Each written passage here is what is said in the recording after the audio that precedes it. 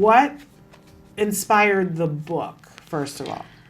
It's really funny because I didn't sit down and plan on writing this book. I had an idea of a book about being a sister and growing up with my sister, and it was just little vignettes here and there.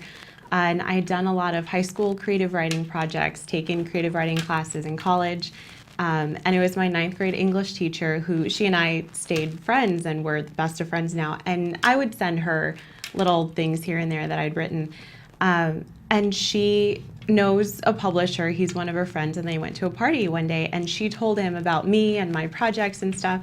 And she came back and said, you know, he said if you are willing to put it together into some manuscript form in 6 months, he'd be willing to take a look at it.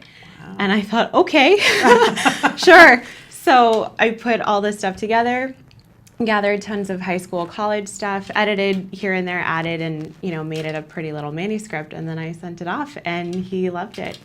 Love it. Okay, so I think one of the first things that we all want to know as parents, because I'm the parent of a child on the spectrum, he doesn't have any siblings. We talked about that, and we're still talking about it, but he doesn't have any siblings. But one of the biggest concerns parents have is, what is it like for the sibling? Is it, you know, a horrible, horrible thing to drag them through that they're scarred for life? I mean, this is the fear that we all have. Yeah. So clearly, you are a wonderful, accomplished, brilliant woman. Tell us, I'm sure it was hard. It was, and I didn't realize it.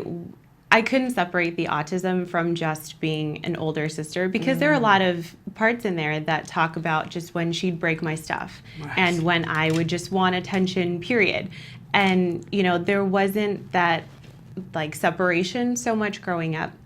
I think only later on as a teenager, when I saw that she was acting differently. And as a teenager, you just want to be cool. Right. And, you know, nothing matters except your coolness factor. And so that was when I started feeling embarrassed, or when I started kind of rebelling against her autism in particular, because I realized she shouldn't be doing this as a 9-year-old now. But it wasn't scarring, you know, it wasn't terrible, I think, because I had a lot of influences in my life telling me to create meaning, and not just from her diagnosis or from my experience, but just in life. And, you know, life is what you make of it, and all those cliches, but it's really true that whatever you have, whatever's going on, you can wallow in self-pity, or you can take it and say, okay, I need to do something with this. I need to create something out of it to give it validity, to validate my own feelings, and to say, okay, what am I going to do with it? And how am I going to create meaning from it? And that's lots of, you know, grandparents influence that, lots of teachers, lots of even family members too, that just said, you know, yeah, it's tough. It really sucks sometimes, but you're going to come out stronger for it. And just kind of taking that on and internalizing that message. Wow.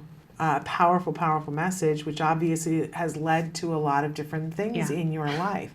So it's the obvious question, but did you become a board certified behavior analyst because your sister had autism? Yes is kind of the short answer, but I think I was always fascinated by science and, you know, how things worked. I was never good at math, but I loved biology. And my friends will tell you how obsessed with CSI I was, and kind of still am, just criminal dramas and like behavior and all this stuff and analyzing. I read murder mystery books, and I would watch psychological thrillers. So I loved human behavior in general. And then I was convinced I was going to be a CSI forensic scientist till about college. Took a neuroscience class. I was a neuroscience major at USC, and took a neuroscience class and a psychology class, loved them, and figured, okay, I'm not going to be a forensic scientist because it's a lot more boring than TV shows. But I wanted to do something sciencey, not necessarily medicine, and I was still kind of debating that. But then my first job out of college was a behaviorist, and I think it was kind of the chicken or the egg.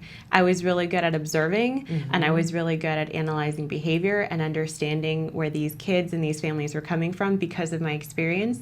And that kind of honed my kind of career in a way, because, I'm really good at this. I really enjoy it. I should make this a career. I didn't plan on being a BCBA, but it was just that thing that, you know, you fall into naturally, and that you wake up in the morning and you're like, yeah, I really love doing this, and I love bringing that experience and relationship to my clients and my clients' families. So it was kind of both.